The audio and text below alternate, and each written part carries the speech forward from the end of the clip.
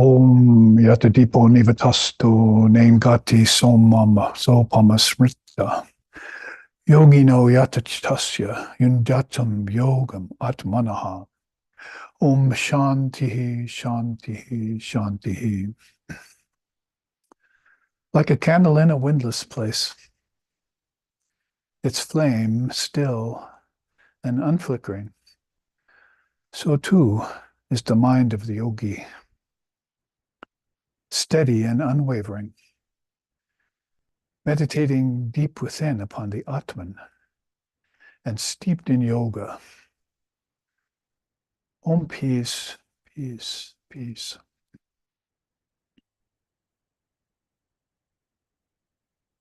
For there shines Brahman. May that Brahman protect us. May that Brahman sustain us, and may that Brahman illumine our thinking process. May we not find fault with each other, with the world, or with the teachings, and may what we study be a source of inspiration to us eternally. Om peace, peace, peace. May peace be unto us, and may peace be unto all. Om Hari Om Hari Om Hari Om Tat Sat.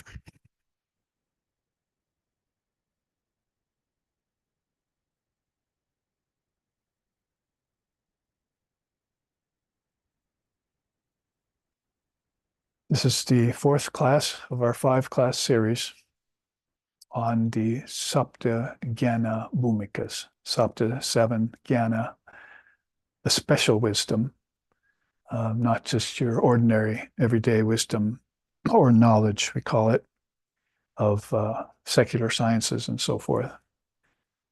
And the Bhumika means a kind of ground or atmosphere upon which something can rest. Immediately I'm thinking about Tilopa's transmission of the Mahamudra when he said, very first verses, he says, well, how can space rest on anything? So he's trying to describe to us this Mahamudra teaching of existence without the usual trappings that we depend upon. We think about name and form in terms of the ego, and we think about space and time in terms of our daily life. But that's going in a direction that we haven't quite reached yet in the Sapta Jnana Bhumikas. In fact, we started way down low in the Ajnana Bhumikas, which is mentioned in the scripture Yoga Vasishtha by Lord Vasishtha, from whose teachings I'm drawing this chart. But he doesn't go into them as deeply as the Jnana Bhumikas, because whom he's speaking to, or whatever story he's telling, where there's a spiritual discussion going on within it, he's trying to describe the state of mind that the Jnani, or even the Vijnani, is experiencing when consciousness gets refined to such an extent that, unlike life today, God becomes more important than the world. I was thinking of how many people believe in God, but they believe in the world more. And it's almost a practicality in this case, because we know by the testament of great beings like Sri Ramakrishna and others that when the elephant of divine elation and wisdom gets into the hut of the body-mind mechanism, tends to shake it down and disrupt everyday affairs. It also messes, as it were, with your beliefs if you're just following conventional religion, and it attacks your beliefs and turns them into faith, which is deeper and better. So all of this has to be foreborne by the seeker, but these great souls are already living in the upper reaches of the Sahasrara and the upper reaches of the Sushumna. If you're aware of the Kundalini language in Sanskrit, it's a very beautiful way of explaining these things. If you have this different language, Sri Ramakrishna used to said that if you went to another country and you'd have a good time maybe, but if if you didn't know the language, you'd miss most of what's going on there. So he was really referring to travel inward with the language of that we use, like Sanskrit and Pali, and in the stotrams and in the sutras and in the shlokas. That if you learn the language of that, and the language is the same language, but it uses different accents for bhumikas or lokas or chakras. So immediately, if you hear Sri Ramakrishna speaking in the gospel, and I think I saw one paragraph today that he was using terminology from 3 different darshanas of India and just mixing them without even losing stride. So it's very beautiful to learn that language of spirituality. And we'll look at that today because it's one of the facets of the Jnana Bhumika of Subhecha and beyond. So we can pick that up and move now into these areas of light. And I'm assuming, and I have it on good hearsay and merit, that a lot of you just dove down with me into these lower Ajnana Bhumikas, and you're not suffering any of that. And so everyone's going, yes, right, Babaji. We're all living at the upper lands, the upper inner lands, and that's where we abide. Well, it's certainly where we want to abide, and we know about them. And when you know about something, it opens a channel to it. And if you don't know about it, or you become forgetful of it, or you're just outright ignorant of it, these channels are there, but they close down. So that teaching is very much in accord with the way awareness or consciousness works. It's either there or not. Background, it's always there. But internally, it can go away. And Sri Ramakrishna is saying, as I was reading him today, that God is not only within, it's also outside. So that's a refreshing look at someone who's coming from the inside out, or from the eternal to the internal to the external, as I said last week.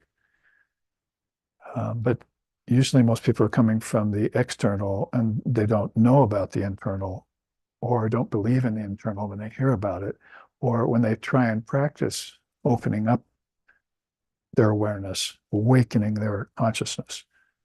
Then they begin to find out about it, and there's still dark spots in their memory. They're trying to remember things that are eternal.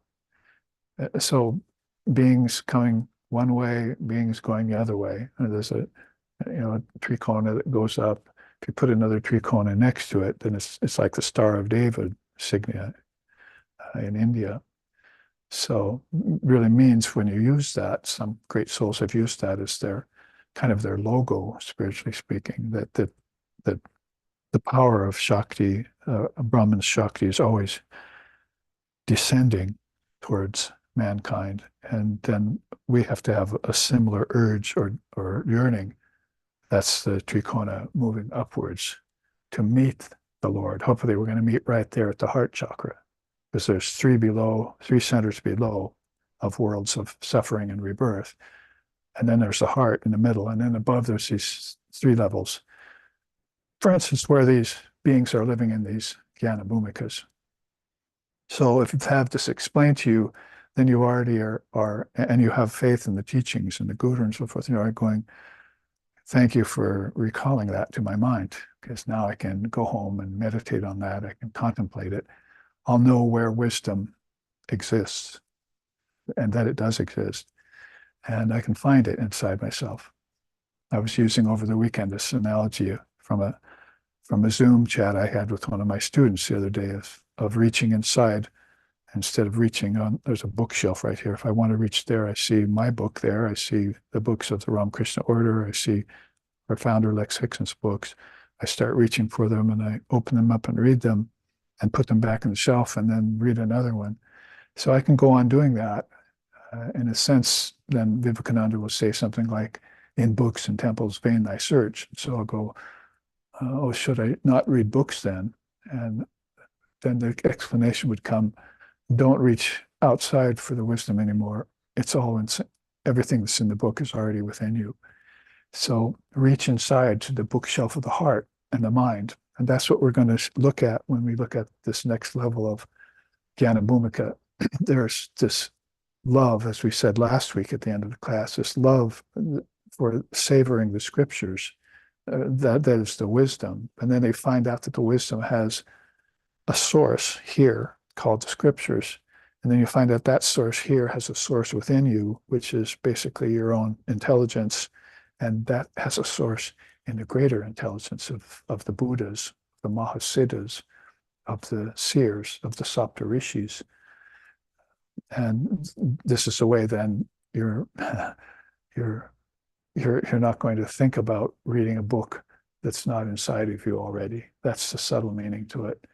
They're fine on the shelf and they help remind you and so forth. But when you pick one off the shelf, just remember that all knowledge lies within you. It's the second level of this yogic 7 levels of knowledge, which I'll show you. It kind of goes across the board with these Jnana Bhumikas. So it's a good place to start. And in this 4th class, there'll be one more next week, in which hopefully by then we'll have arrived at these upper 7, upper 3 or 4. But I want to take at least 3 or 4 of these today, and be able to pick us up where we left off.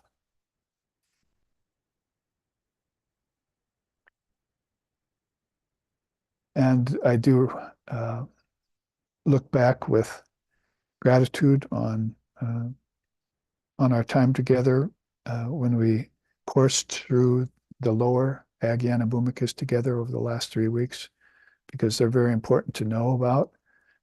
If you're coming upon people who are suffering, if you have sensitivity to their suffering, there's an overall perspective that consciousness has within it all the wisdom and knowledge that it ever would need.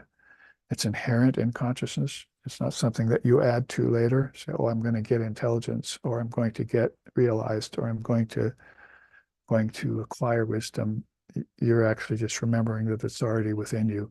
And that's the more non-dual Advaitic stance that they'll take. And they'll try and impress you with that too, as you enter into spiritual life and grow. It says, don't you realize more and more now that these are all within you?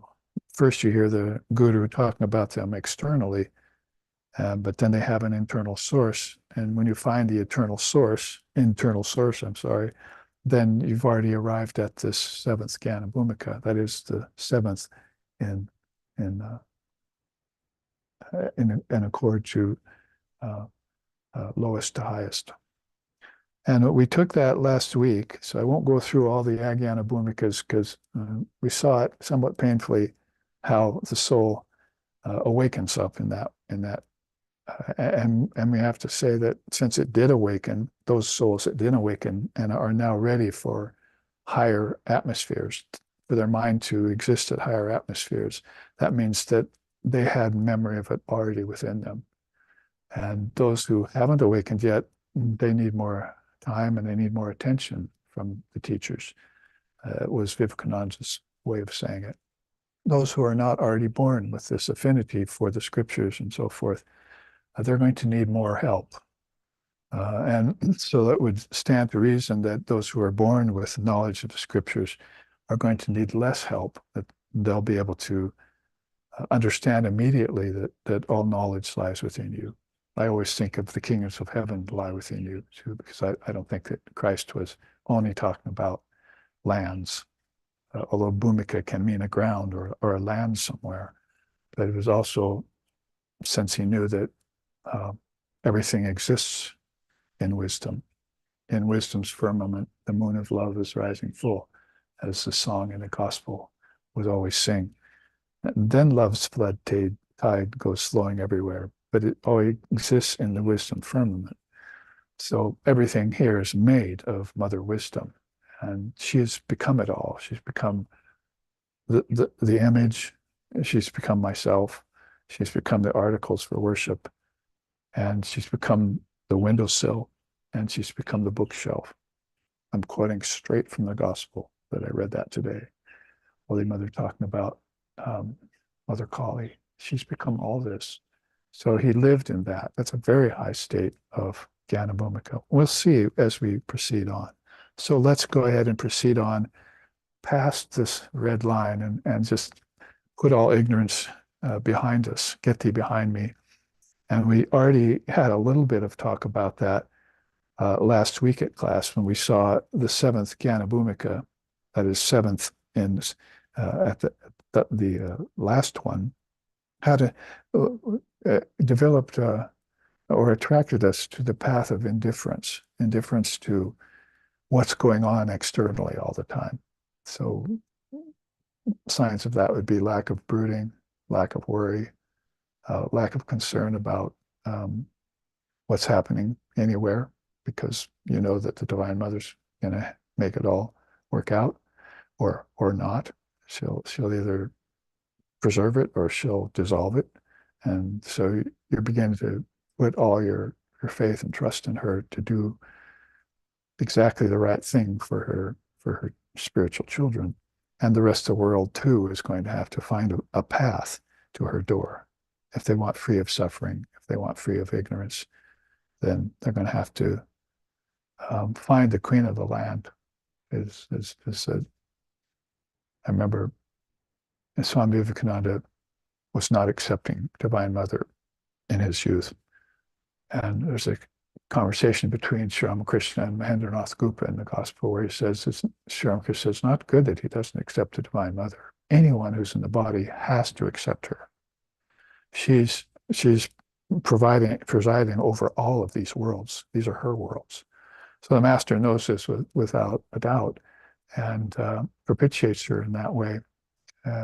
Was the Brahmin priest in the Kali temple for a long time at Dakaneshwar. So, of course, Vivekananda came around later out of his youth, and all of a sudden you hear him saying, she's my especial thing, quote unquote, or she who since birth has always led me on from path to trouble to perfection's goal. He would say that.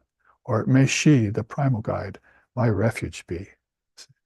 So he changed his tune within just a few years of being around Sri Ramakrishna Paramahamsa, who believed both in God with form and God beyond form. So this is something about the path of indifference, not to make us feel like we become callous. That's not the way to think about it. We become indifferent to the evils here. We become indifferent to the constant changes here, which always put us into a fit or into the problem of brooding and worry. Those things that people are complaining about all the time probably should start practicing some detachment right away. So another word for indifference there then could be detachment, vairagya. Second bubble, which we also mentioned last week, desires to enjoy the jnana essence.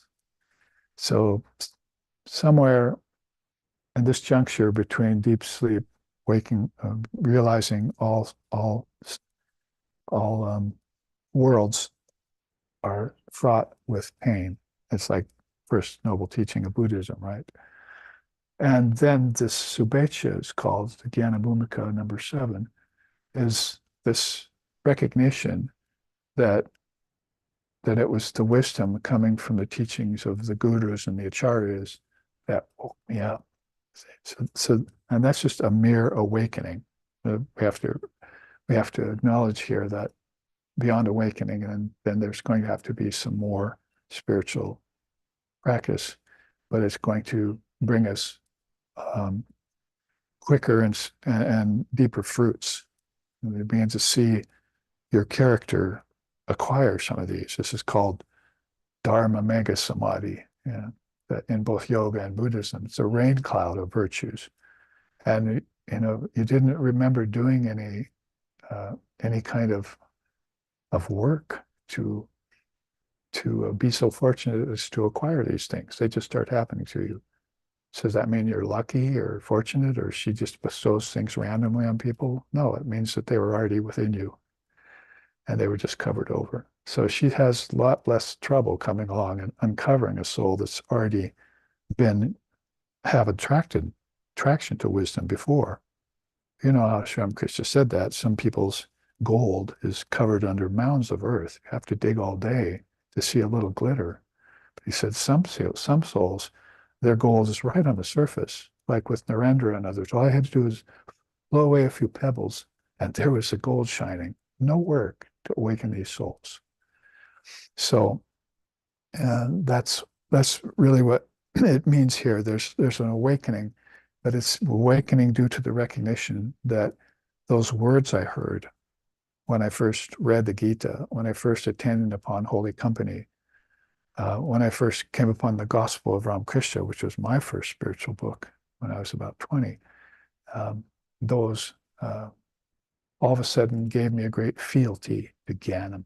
I wrote an article a couple years ago called Fealty to Jnanam. It was printed in a magazine. That means I have a great faith in Mother Wisdom. And I see that as the firmament upon which all of this is based. And then love can play there. See, and then meditation can happen there. And then action can be free of karma there. Once ignorance has been removed by wisdom. See, so immediately we're seeing coming out of the ajnana means non-wisdom, lack of wisdom, void of knowledge. Coming out of that, the first thing the soul will grasp onto will be that light of knowledge, of higher wisdom. And they will pull themselves up by that. They'll start reading. Hopefully the books will be on an inner shelf, as I was saying.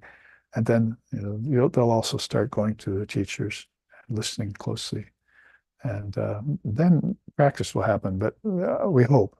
But that's coming up. So that's the second of these facets that Lord Vasishtha is telling in his story. The third is they seek guidance of an illumined soul. Already just said that.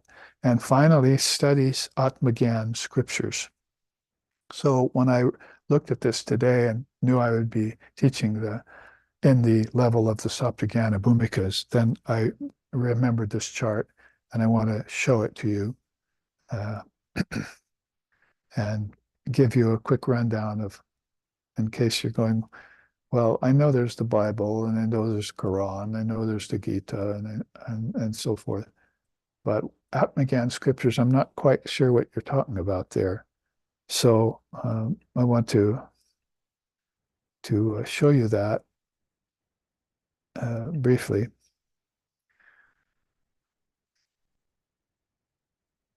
So that we know exactly what they mean by it. So this chart is set up in, the title is Mother India's Revealed Scriptures on Earth. So how does the wisdom come down from the highest Mother Shakti and trickle down through all these stages? And unfortunately, then maybe we get forgotten and the soul plunges into darkness in that way. If you want to know what Shankar says about it, he says, the revealed scriptures and spiritual preceptors of the world have their existence through the Atman.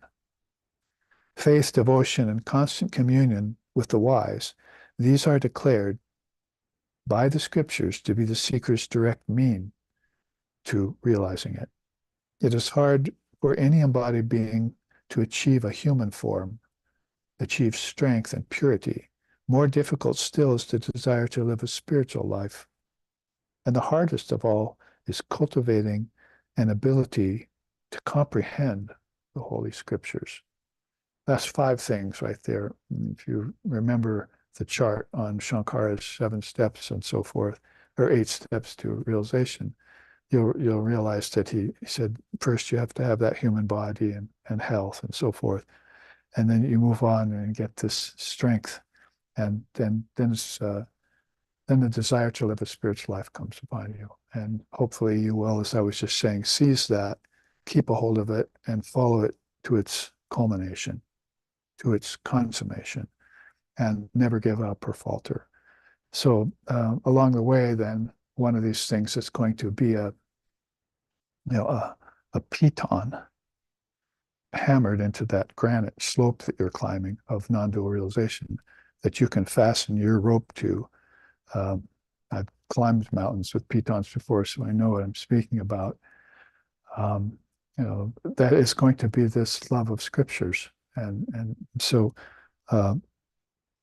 sometimes, we can see how wisdom comes to earth, but that's not really right now what we're speaking about. I wanted to give you around this facet of the teaching about Atmagyan scriptures, just a quick rundown of what we mean by Atmagyan. Atma means knowledge of the Atman, knowledge of your true self, your indivisible self, not your individual self. So you see in white there at the top of the chart, there's 108 Upanishads. There's the Bhagavad Gita and there's the Brahma Sutras. So you're looking at a Prasthanatrayam kind of teaching in Sanskrit. It means the three great scriptural landmarks of the world's history. That's how much faith they have in them. It are these three. And then the four Vedas, out of which the 108 Upanishads have come, the 18 Puranas, if you've looked into those, the 64 Tantras, and chances some slokas out of those sometimes. The Ramayana is a go-to. The Mahabharata is a great epic because the Gita was actually found inside the Mahabharata at one point in time. Srimad Bhagavatam, the Uddhava Gita, which I think is contained inside again, and then Narada's Bhakti Sutras, Sandilya's Bhakti Sutras, and the Code of Manu all form some of these scriptures that we have the right and the great good fortune of looking into. I put the two mother scriptures by themselves over here because they're rare. One of them is maybe only 700 mantras. The other one's 1,000 pages. So we'll be looking at that 1,000-page one in September's retreat coming up this year. We're going to study facets of the Srimad Devi Bhagavatam. That's the great mother scripture. Fortunately, translated into English by one of Sri Ramakrishna's direct disciples, Swami Vijnanananda. So he did a great service for us to put that into English so that we would know about Divine Mother. And then the Chandi, also called the Devi Saptasati, isn't it? So basically, this is these mantrams on Divine Mother and her battle with negativities. The Chandi is very much like the Gita in that way. There's a battle going on. And so remember, we're just looking at Subhecha, the seventh Jnana Bhumika, and how this desire to enjoy Jnana essence and where to find the source of that Jnana essence comes from when we reach out of darkness and into the light, and we want more knowledge. And we've already realized some of this lies within us. We want to expand our mind's capacity and our intellect's ability to know ourself, to know Brahman. Somebody was taught in the gospel I was reading today. The devotees are just really only praying to themselves when they pray to God. And Sri Ramakrishna liked that. He said, that's true, but it's a very lofty statement and a very lofty position to think that. In the meantime, beings are going to have to graduate stages like that before they'll find out that I and my Father are one, as Jesus said. Or the Jivatman is Shivatman, is the Paramatman. Those kinds of realizations happen at a very high level. So you'll find those recorded in a lot of these Atmagyan scriptures. Then don't forget the Tattva Samasa Sutras. I think we have a seminar on that coming up. We have a retreat on that coming up this year. Lord Copula's, what's left of Lord Copula's teachings. He was so early on in the ages of India. Then, of course, Patanjali's Yoga Sutras, which we're always memorizing and quoting from and teaching, the 8 limbs of yoga. Jivan Mukti Viveka, a very powerful scripture, basically for monastics, but has some very powerful teachings for Jnani householders, if you want to say that. The Panchadasi, the Dhammapada in Buddhism, the early Buddhist scripture, and where we found this next, Yoga Vasishtha. Um, so you could see how, oh, I found the teachings of Lord Vasishtha. I found the 14 Ajnana and Jnana Bhumikas. Then I found a teacher who was teaching them. I went and listened there and I remembered it all. See? And he went through each state and showed me how, so I can remember how people get out of darkness. And that was very welcome news. Then how they celebrated the light and how they abide in the Atman and in their true self, and how they become very perfected in that way. And I just chanted it, right? Om yata dipo nibatasto nengati sopamasrita yogino yata chichasya yunjato yogan atmana. It's out of the Patanjali's Yoga Sutras, that chant. So you see how these all connect so well. It basically means that these beings their minds become steady like a candle in a windless place. It's a good metaphor for it. I'll leave the purely non-dual scriptures till the end, but here's a list of Shankara scriptures. Talk about a person who remembered everything at a very early age when he was born. I think from 6 to 8 years of age, they say he was remembering all the wisdom that he had learned, spiritually speaking, in his previous lifetimes, and brought it all forward at a very young age. And then he began to teach people, even graybeards he was teaching when he was a teenager, because he had this full recall. So he's one of the great beings of India in that way. I'll be giving a talk during his birthday time next month at the Festival of Light, it's called. So you see some of his scriptures there. Some of them you'll recognize because we've taught them here in SRV over the last 30 years. Vivekachudamani's top of the list. Aparokshanubhuti, Drigdrishya Viveka, Atmabodhi, Tattvabodha, Vedanta Keshari, and others. Let's see that. And there's, of course, toward the penultimate down there is Moha Mudgara.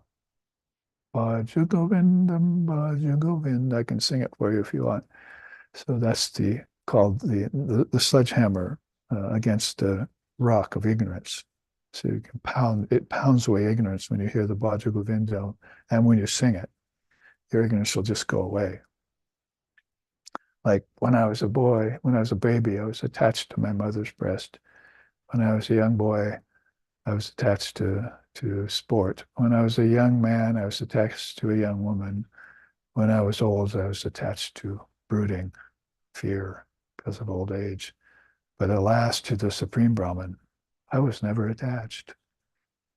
So beautiful slokas that were added to over time by Shankara's disciples and became one of the longest songs in the world. And I think it's still growing verse by verse. So just an example of why you would hear a song like that at some Vedic-based or yogic-based center or teacher, and you'd go, thank you, I really love to sing that. But then you could trace it back and say, well, that was really when I had a thirst to awaken into mother wisdom. Then she sent me that song, almost autographed it for me. Here's a song for you. See, sent it to me in the mental email, you see, in the subtle ethers. And so then I received it and sang it, and I realized how much I wanted more of that. The wanting of more of it becomes less, actually, because you begin to filter out scriptures just for the sake of personal knowledge and wisdom. And you begin to want it quintessentialized. So here's a quintessentialized list called more at the Advaitic or non-dual level of these revealed scriptures. They call them Ashtavakra Samhita. For us, heads the list because Sri Ramakrishna was, of course, beyond book learning. He didn't criticize it unless it was just, for the basic learning of a pundit, just for making a living. But he kept this one book close to him and had even the young Vivekananda read to him from it, Ashtavakra Samhita, Ashtavakra, Ashta 8, Ashtanga Yoga, Ashtanga Marga. So poor Ashtavakra was bent in 8 places from a curse and straightened up thanks to his son, who, as he lived, wrote his account of non-dual realization. We're already jumping it to a very high level here for Ashtavakra's realization. Avadhuta Gita, you've heard me teach that last year. I had a bunch of classes on it. We went through the 4th chapter of the Avadhuta Gita. Remember that? Jnanamritam samarasam gaganopam hoham. A beautiful verse in that stokam that became the chorus. We're singing all these verses. I'm like the sky, untouched. I'm like space with no foundation. I am Jnanamritam. I'm the nectar of other wisdom. I am that.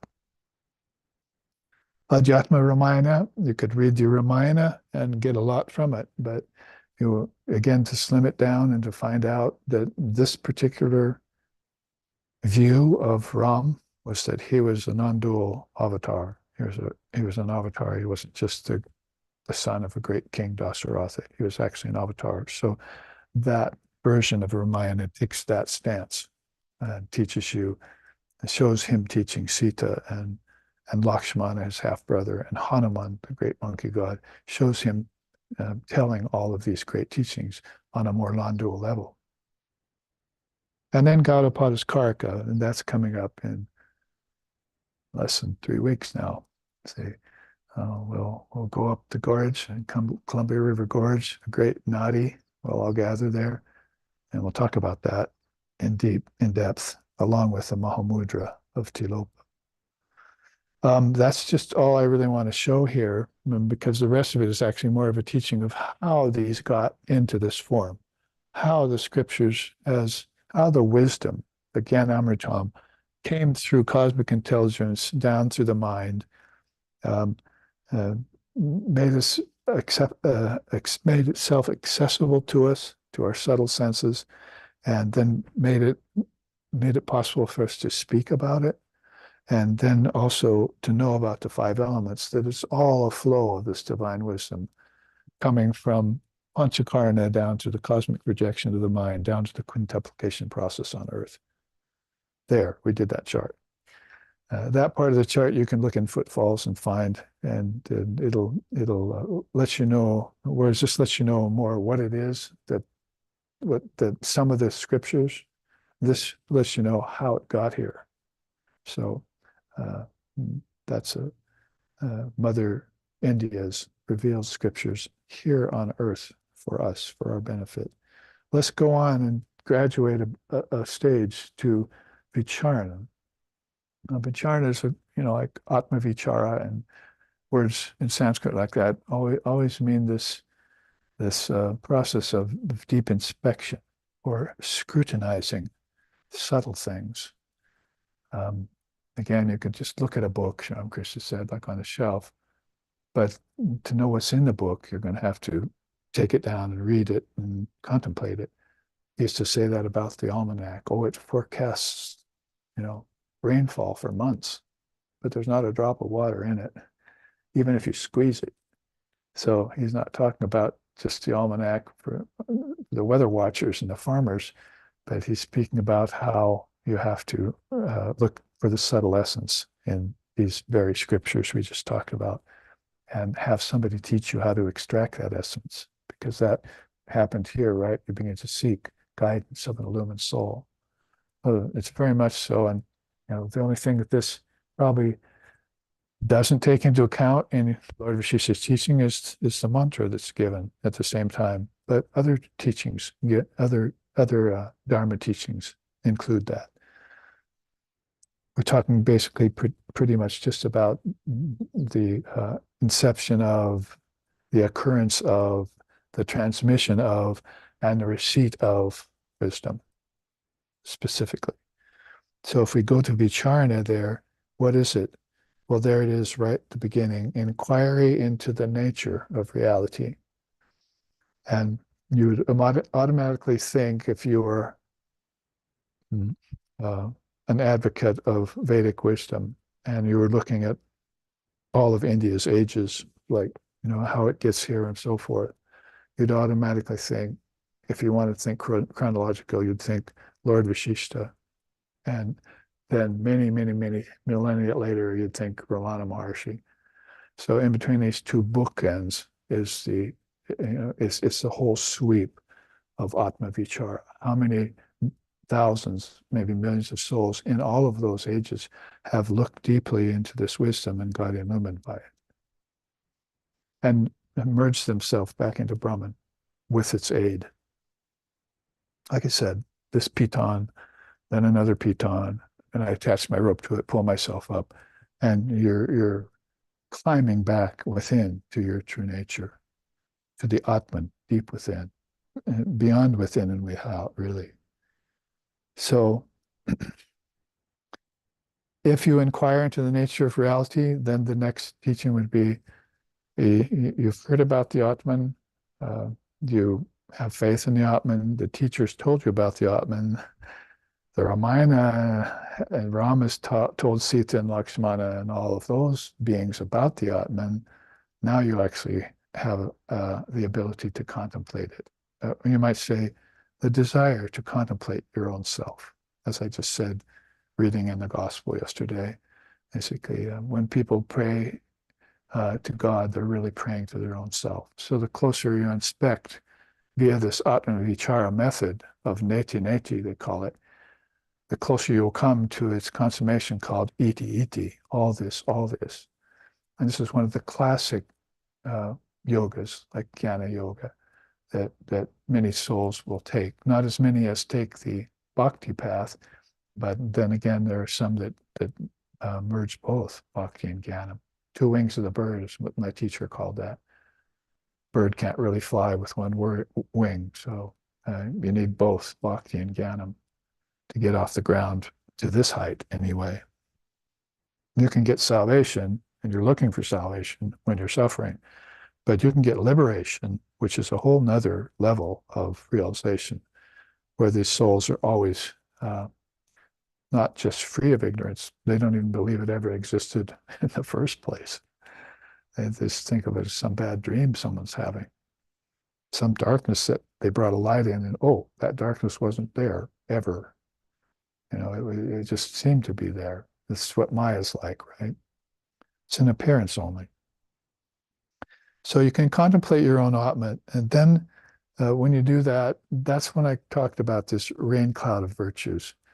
You can feel the rain falling from your own inner skies. You see, like Gagano Pamoham, I just said, Gyanamritam, this, I am that sky of wisdom out of which the rain of constant virtue is always falling.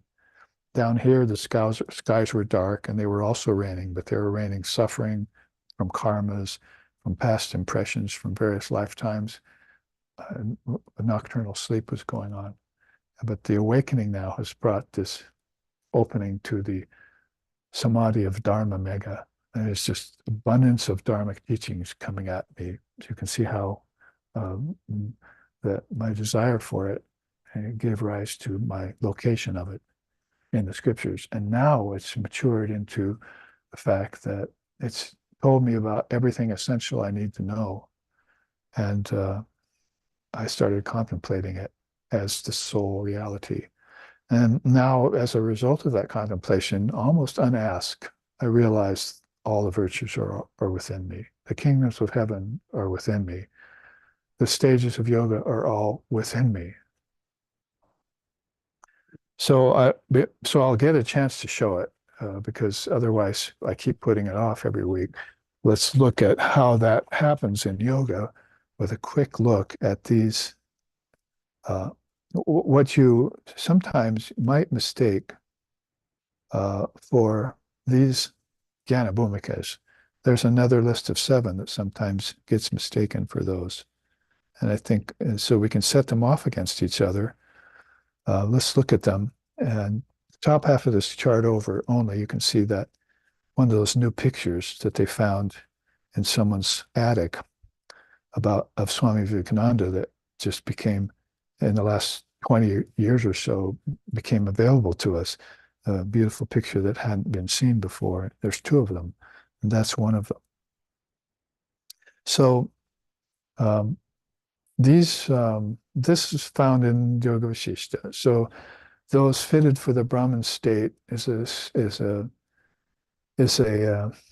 statement taken from the Bhagavad Gita, and it's also found in yoga, the 7 levels of knowledge in yoga. So you can see how Vedanta and if you want to call the Gita a Vaishnava scripture, you can.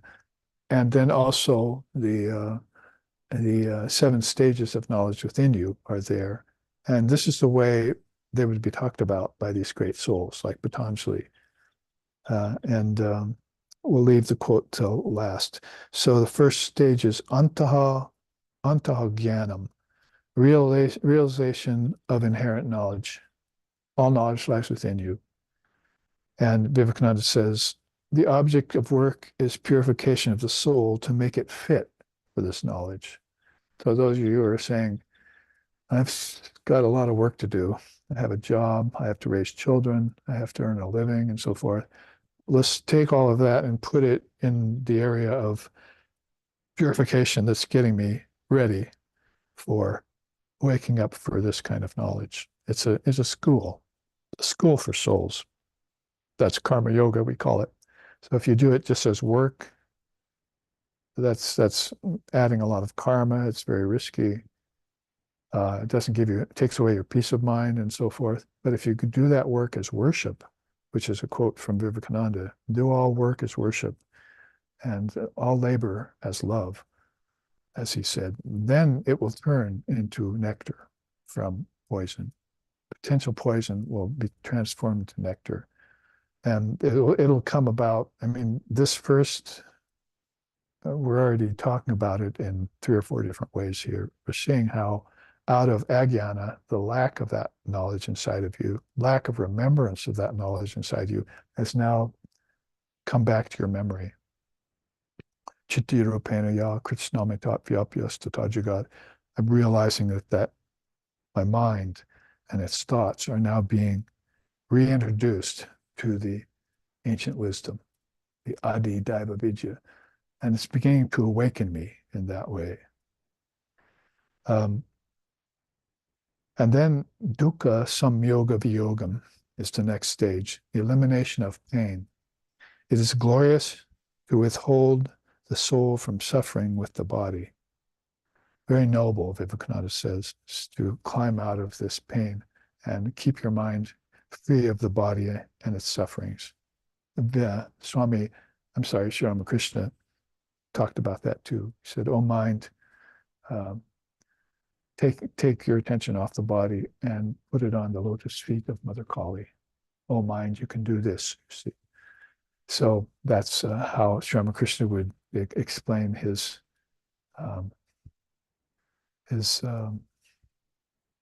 resistance and success at eliminating pain, even as so far as to cancer in his throat at the end. The third level of those fitted for the Brahman state, or these 7 levels of higher knowledge, which are describing a lot, adding a lot to these Jnana Bhumikas, is samadhi, sampadanam, attainment of samadhi. So he says about it, remain immersed in samadhi, but come out in order to help others, which was a teaching that Sri Ramakrishna was always giving him. His Swamiji's mind was like, I'm in samadhi now, there's no need to come out. So Ramakrishna said, no, don't be that way. Come down, come out. Top his own head, come out of samadhi, so that this presence of Kundalini would come to the different centers, which it could be spoken at, like here, and then which it could be celebrated at here with the devotees, dancing, singing the names of the Lord, so forth. All levels were open to a soul like that. From attainment of samadhi comes perfect vision. This is right out of the Eightfold Path of the Buddha, Samyag Darshanam. This was there listed in the seven levels of knowledge before Buddha was born. So it's called Samyak Darshana, perfect vision. All the little thought whirlpools into which the mind has broken declare one single aim, a vision and a search for the unity of being.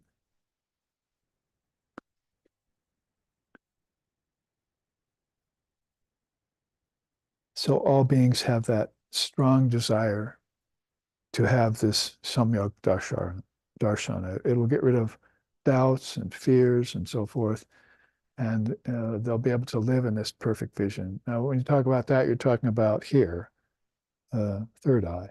You know, if you're talking about the transmission of wisdom, you're talking about the Vishuddha, the pure center. Then you're talking about Agya, you're talking about perfect vision happens at this level. So, I mean, 7 levels, 7 chakras, right? 7 Ajnana Bhumikas and 7 Jnana Bhumikas. So you can see how these souls are thinking the same, both in terms of locale, bhumikas, like lands. Like there's 8 pure lands in Buddhism. And at the same time, connecting those lands with the beings in them, like the Sapta Rishis, or 7 great souls who teach this wisdom. And like Lord Vasishtha is listed sometimes as one of the Sapta Rishis. So keep all that in mind as the connection of these systems. After that, the fifth is Nitya Mukti, absolute freedom. Freedom is the condition of growth. Take that off, the result is degeneration, Vivekananda says. So this moksha or mukti or kaivalya, or however you want to call it, is very important. And a person with a perfect vision can have it after they've attained a taste of it in samadhi, after they've eliminated pain, and so forth on back. So these are 7 stages of knowledge, just like Vasishtha's teaching here in the Saptagamma Bhumikas. Then Trigunatitatvam, dissolution of the gunas. The gunas keep the jivatman in the body from joining the paramatman. And that's not always a negative thing. The gunas can keep a person in the body so that they can do their work. Like I was just saying, Vivekananda could have samadhi and be inclined to just give up the body. But then, not knowledge that he had to go back into the body and to the lower stages to help people, the gunas would be there and he would be able to use them. Because you don't just transcend the gunas, you also master the gunas. Because the gunas are in the whole process of projection, sustenance, and withdrawal over long periods of long cycles of time.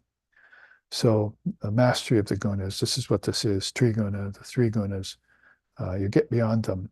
And that also infers that they're mastered. Then finally, the 7th is Brahmanishta, immersion in Brahman. And I always like Vivekananda's quote when he said, "When I think I am Brahman, then I alone exist. It is so when I think so." So that shows the mindset of a purified mind like Vivekananda's, whereas, he could not only use his mind to dissolve this, he could also dissolve space and time. He could also dissolve lokas. He could also dissolve the barriers that are covering lokas. And then he could also dissolve all name and form so that he could reach the highest state and immerse himself. Brahmanishta, that means Brahman has become the ultimate ideal. Follow up that saying I used twice today. He says, when the devotee prays, they're really praying to themselves. He went on speaking like that, and he said, that's the whole purpose for sadhana, is to realize yourself. In the end, you'll realize you're one with Brahman. That's the whole purpose for embodiment. So Ramakrishna is like talking about this in terms of these higher stages of wisdom. And then those fitted for the Brahman state, basically you can look at that chart in Footfalls too to see the other half of it, because there's where you come upon the teachings of Sri Krishna and the Gita about that. Those who are fitted for my Brahman state are such and such. They're like this. So it's very beautiful, beautifully put in that way. So there's some explication on the level of vicharana that we're looking at, attainment of virtues, right?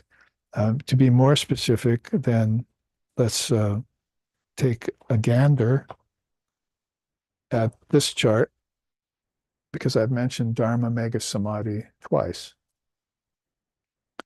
That's this rain cloud of virtues. So since we're coming upon that level here at vicharana, then we probably want to look at this and see what it is we mean about the rain cloud of virtues. There it is, hopefully on the screen in front of you. You can see here in this chart, I've set it off against the Astabala Siddhas. One of the things I always wanted to do and finally did back in the earlier level of these charts, I think this is chart 51 or something of the 400 or so I've put out now. So early on, I was thinking, I've got to really get us over this problem with the occult powers, that some teachers are even still talking about them as if they're positive. But Ramakrishna and Krishna, from Krishna to Ramakrishna, were always saying about, you don't want the occult powers. So what is it that you want? What kind of powers do you want? Because you remember, was it last week or the week before, we looked at that chart on the three kinds of power. And there's the power of nature, and there's the power of the mind, there's the power of the yogi. So we have to know what the power of a yogi is, because powers of nature, materialists are into that, and they're destroying the world because of it. The power of the mind, occultists are into that, and they're destroying the spiritual world because of that. But if you look at the yogic powers, these are sustaining and creating and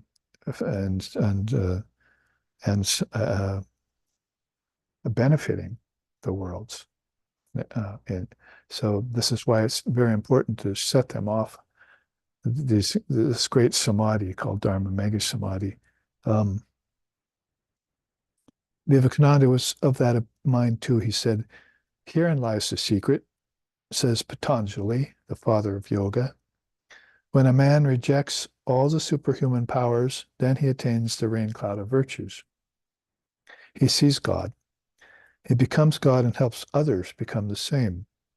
This is all I have to preach. Doctrines have been expounded enough. There are books by the millions. Oh, for an ounce of practice." One of our favorite quotes we found in his letters early on and brought out to show his great mind and how he was thinking far beyond the box of most ordinary teachers, teachers of Vedic scripture and so forth. So we see there that he quotes the father of yoga way back, possibly 140 years after Christ, 650 years after Buddha. Father of yoga in that incarnation brought forth this eight lingam yoga and composed it for us, putting it all together in a more recent age, we could say. So there you see Dharma Mega Samadhi on the left and Astabala Siddhas on the right. Dharma Mega Samadhi, right thinking leading to divine life and enlightenment. Astabala Siddhas, wrong thinking leading to suffering and rebirth and ignorance. So under Dharma Mega Samadhi, non-violence and peacefulness is one of the raindrops that falls out of that great sky of awareness. Generosity and contentment is another great raindrop. Gracious and indrawn nature. Now, remember we talked about the path to indifference, so you'll see that in people when they're more indrawn, and they're not getting excited or reacting or too over emotional and too effusive and so forth. They're always these great Sattvic souls and beyond are very indrawn. You'll see them very loving this peace and quiet. They're God-loving and unattached. They're transcendent and respectful of nature, whereas those who are seeking the powers of nature, they're anything but respectful of nature, right?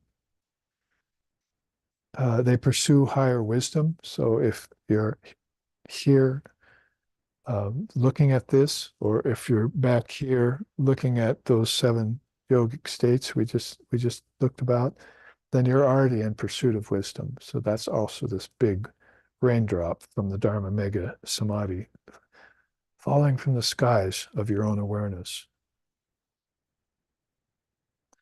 They strive to attain and share freedom with others, and they seek mastery of the self. That's what we were just saying back here, right? Contemplation of the Atman. And the mastery of it's going to happen to us as we move on. You can see Sri Ramakrishna's quote here.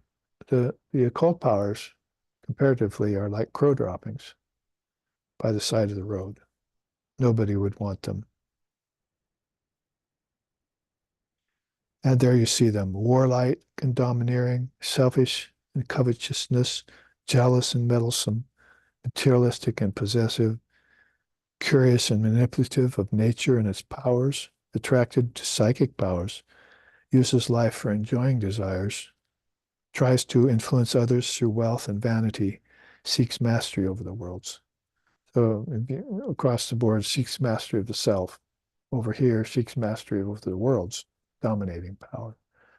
So that's a quick rundown in English of these ancient 8 occult powers that have plagued mankind and have been a detriment to true spiritual life. And they're still haunting spiritual circles nowadays. Sometimes you'll even see them listed in magazines as if there's something that you should be going after. There's something you should be seeing and saying, I reject, I renounce, I'm indifferent to. And then what place comes in place of them? Well, we're seeing what comes in place of them.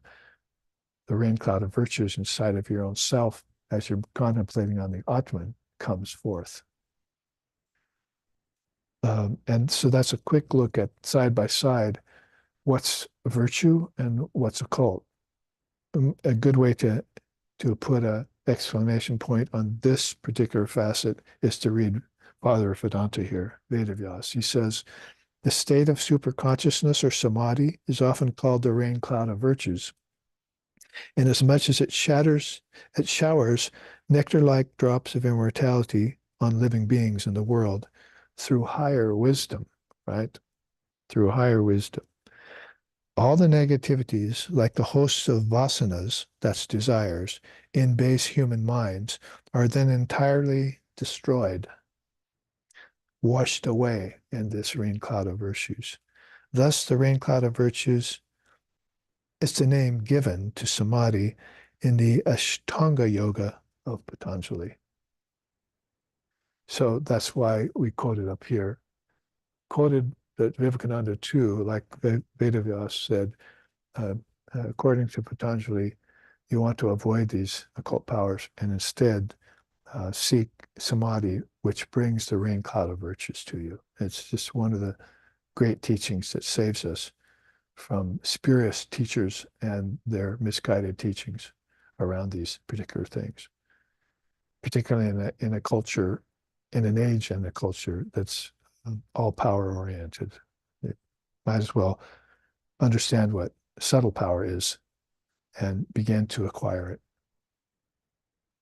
It really gives us then the permission to go on once we've looked at this deep enough. Attainment of virtues, now increased spiritual aspirations. So we could say that spiritual life in stages, limbs, steps, lands, they describe it in different ways. The attainment of it does not end just by becoming aware that you have an Atman, or that there is a soul within you, but that soul has to be seen. So right now you might say this whole level of vicharana has been about observing it, inspecting it, contemplating it, including the teachings around it, and seeing what happens when you do. If you start to get wet because it's raining on you, virtues, then that's a good sign. See? But if the mind becomes dry, then there needs to be some more attention put on these. And then what happens is tanu manasa. You see the mind now begins to become uh, more qualified for non-dual awareness. You could say, put it that way. It gets total freedom from desires. It masters concentration. It transcends ordinary mind. And it gains freedom leading to sattvapati. So all of this tanumanasa state is about taking care of the last vestiges of your desires. And there might be a few desires left in a few people at a very high stage, we can say. And like Sri Ramakrishna said, oh, I had a desire to be the king of the devotees of the Lord. So that would be a very powerful desire, of very subtle kind, very sublime. It says, if I come to earth, I want to be an example of how to love the Lord and the Lord only with all your heart, with all your mind, with all your soul, as Jesus said. And so I have that desire. I think I'll go and be that. You see, so there, of course, that's a very powerful form of not an ordinary desire by any means, but that's an example of how desires for something still persist in the mind at a very high level. And it's going to require that you master concentration. So you're talking about the famous sixth limb of yoga. We've mentioned Patanjali. Vedavyas mentioned Patanjali. Swamiji mentioned Patanjali. And here we are with Lord Vasishtha also, although Patanjali hasn't been born yet in Vasishtha's time. Nevertheless, you see that there's this great accent going towards concentration, getting that sixth limb totally in your control, because once you can concentrate the mind, in Vedanta, we call that samadhana, right? It's one of the six jewels. You get inner peace, self-control, forbearance, contentment, and the ability to concentrate on Brahman and nothing but Brahman. So it doesn't mean like you're immersed yet, like up here at the Padartha Bhavana state or in Turiya, but you're having experiences of immersion and coming back. So sometimes you hear people talking about that. You know, my mind went away, but I was still aware of my own awareness. I was having a very beautiful experience of peace deep within me. So you can see how adeptly or adroitly Lord Vasishtha is explaining this to the young avatar, Ramchandra. And inside of the stories, it's being explained too, that there's this mastery of concentration that's a real pivotal point for having higher experiences. Everything that went before it, was beautiful, but it really is beginning to culminate in this ability to focus. Focus here, like Tatapari said to Sri Ramakrishna. Focus here, and all the forms that Sri Ramakrishna loved broke apart, and he had his non-dual samadhi at that point. So that's this a very high stage, as we were just talking about, of awakened to consciousness. Now it's getting far beyond awakened. It's becoming illumined. And that's where transcendence of mind begins to take place. And we can definitely say that Lord Vasishtha is talking about transcendence of ordinary mind. Of course, that probably happened back here at Subecha. But when he says transcendence of mind here, he means that basically mind is a separate unit that has any desires in it, that is devoid of wisdom, it has any ignorance left in it, is also beginning to go away, so that it's not acting as a barrier like a line on water. The mind with its ego component and its old thoughts, its old desires, some vasana samskaras are beginning to be completely obliterated, as if the rain cloud of virtues just came and washed them away, washed the whole landscape clean. And now on that landscape, the skies of awareness are shining with the sun of non-dual wisdom. So the whole thing can be put in terms of five elements, only internally. Transcendence of mind, there'll be more to say about that. It's good that we're moving along so that next week we can set ourselves up for these last three stages this week or next week's class. And so basically at Tana Manasa, freedom leading to the fourth state. What is the fourth state? We have now a chance to look into that. It sounds beautiful, doesn't it? Sattva pati. We know that sattva is this beautiful quality of evenness. And you can see right away that it's already beginning to sound like that, like equality of vision is beginning to come to the soul. And the intelligence is becoming illumined. So may our intelligence, our thinking process become illumined. We chant that almost before every class with the Sahana Vavatu chant. And so this has a very unusual and also kind of hidden effect on the soul itself. Why have you come to see me? Holy Mother said, have I grown two horns? So which means that all these beautiful visions that she was having, all this character that had been built, and all of the realizations that she was a host to, uh, uh, um, are subtle. See, it's not like because she had those, something happened to her body outside, like she was radiating light. It was the intelligence that was light, filled with light. The light is inside. When that light started to come out, in Sri Ramakrishna's case, he prayed to Mother Kali and said, please make that light go back in me, because it's beginning to attract curiosity seekers. And people are beginning to bother me. I can't even go into the Panchavati and answer the calls of nature because people come after me. See, oh, how does a holy man answer the calls of nature? I want to see that. So curiosity seekers are gathering around him. And he said, please, Mother, take that light away. So this is actually kind of opposite to you might see the kind of New Agey idea that people have to walk on water and people have to float in the air and people have to shine with light and all of this. Those are occult things usually, or very inferior spiritual phenomena. But this is talking about something that's happening deep inside. Isn't it obvious? Because the body and mind are disappearing. So if Vasishtha is leading you up an explanation of the Jnana Bhumikas, he's going to base his higher truths on the fact that some of these lower truths have already happened. See? So the student's not going to be able to say, well, why isn't he shining with light outward? Because he lost his mind. See, it's all gone inside of him. He's not attached to his body anymore. All of these things predicate, or this highest experience is predicated upon all of these things already happening.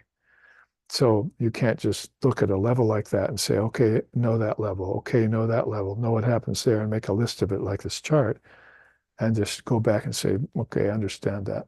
But when you're talking about the experience of consciousness in an illumined soul like that, you have to make sure that all of these higher steps are based upon the lower steps already having happened. They've already occurred.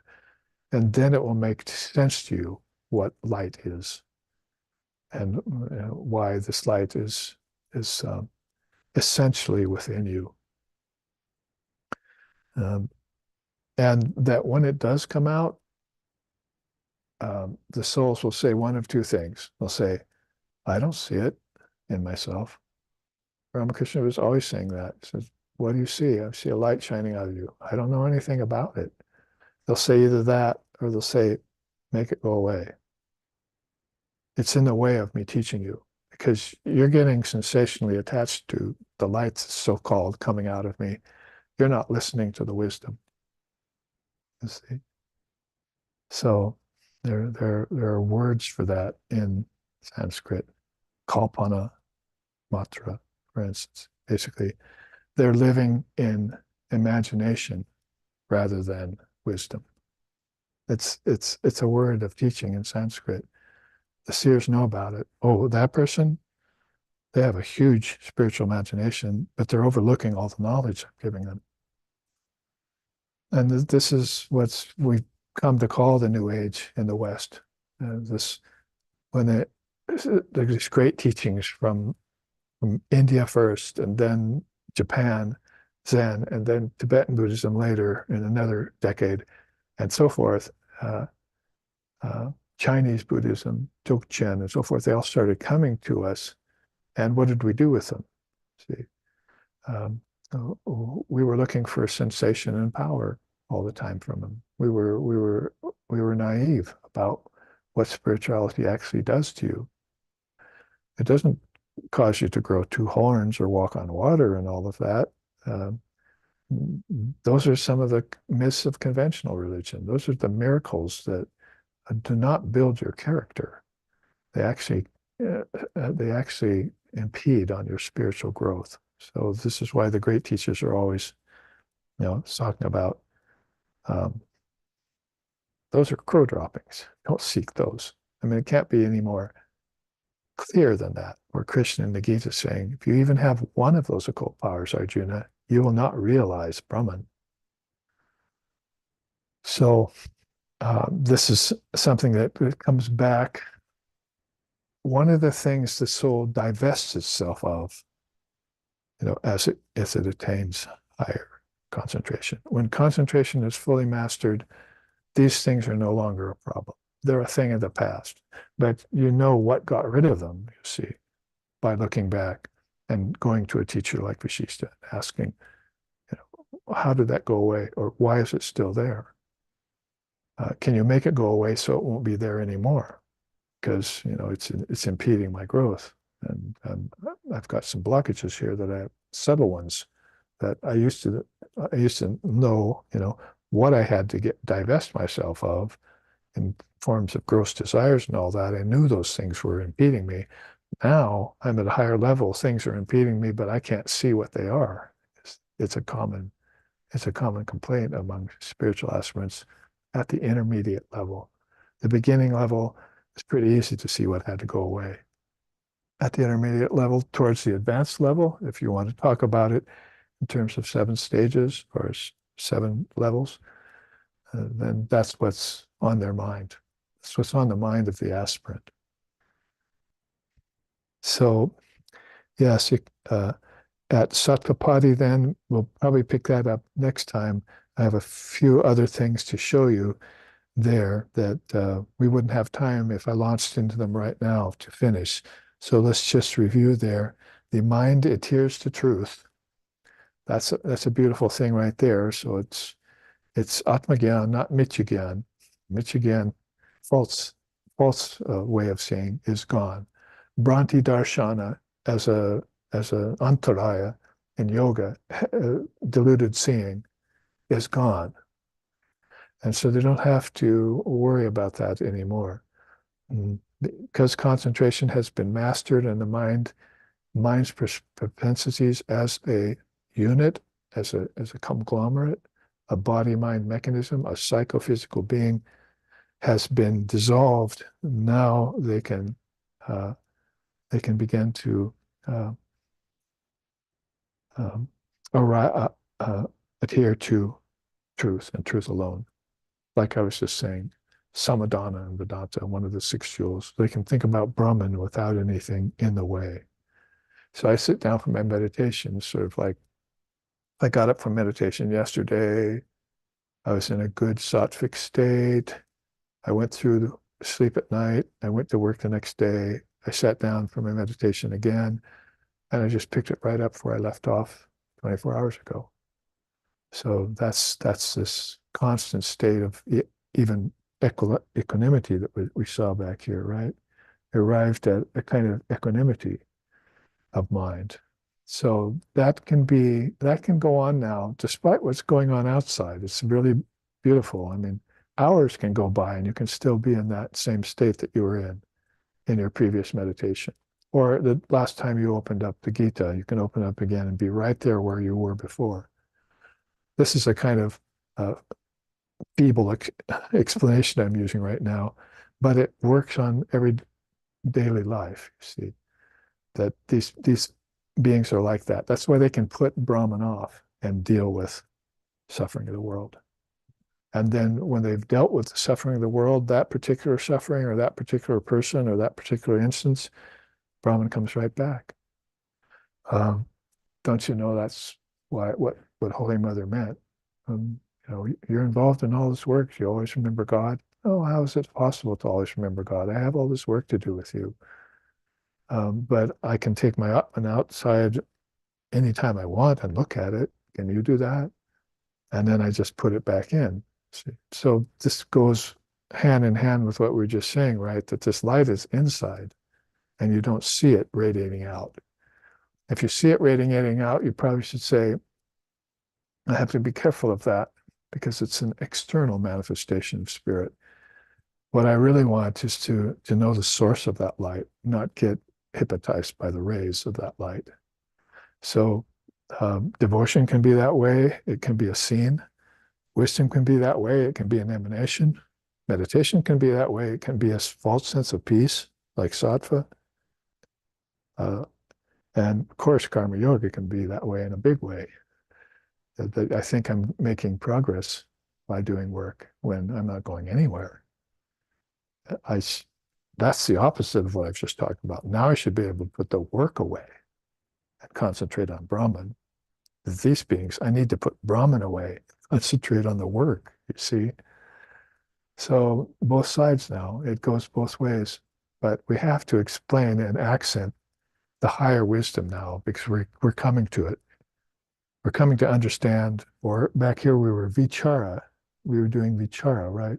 Now we have to keep the vichara and put it on these higher levels. We inspected Brahman as an existence inside of us. We came to accept it as existence with a capital E. Now where our scrutiny of it is becoming so deep that I'm beginning to lose sight of the fact that I'm even separate from it. See, as I contemplate it, I can't help but say, wait a minute, I am that. And that's mastery of mind, concentration, and mind going away. So this is how, although impossible to describe in words, this is how it happens in words through the transmission of wisdom. So the mind adheres to truth, the intelligence gains illumination, shines with this wisdom that it's been given, and an equality of vision comes overall. Like, again, Ajna Chakra kind of level of things. It's just, I prefer the vision of God completely transcendent, completely inactive, completely formless, and with a peace that passes all understanding. I want that kind of equality of vision. So a lot to say about that. I probably could start there next week. I don't know how much time we have, but yeah, we're coming to the end here. So just enough to say that Sattvapati, number 11, that's is we're going from top to bottom there.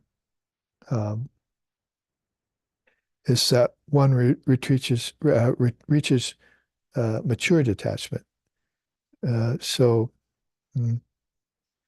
back earlier, we saw that there was some detachment going on, right? Now that detachment is becoming matured. So it's detachment. What does it have? How many stages of detachment are there? They're like, I don't know if there's that many, but there's like 12, I think. And The first two are mridu, meek. They don't last very long. Oh, I'm detached from that. Oh, I got attached to it again. And then middling.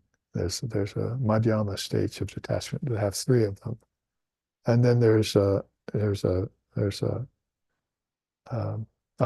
next higher stage, I think adimatra or something, it's the next higher stage of detachment. And then there's para vairagya, which is only one of those. So detachment itself has a chart of its own, has a stages of its own that the seers and sages and acharyas and gurus have been looking. I think I can see in this group of students that I've been teaching different levels of attainment that I can actually map out and put down and write down so that I know that this person, or remember this person is at a certain level of detachment. This person hasn't gained that yet. So I have to give this teaching to them. I got to keep it from them or vice versa. So they can begin to determine by how detached they are from anything from base emotions to subtle desires, as we've been talking about, or to which scriptures that they should be reading in order to help them, or to what subtle obstacles they're encountering, you see. So depending on that level of wisdom, there's a stage of detachment. So just explaining a little bit deeper that particular facet of Sattvapati, how to retreat, how to reach mature detachment. And that's a good place for us to end, so that in the final class next week, we can look at the final three of these Sapta Jnana Bhumikas.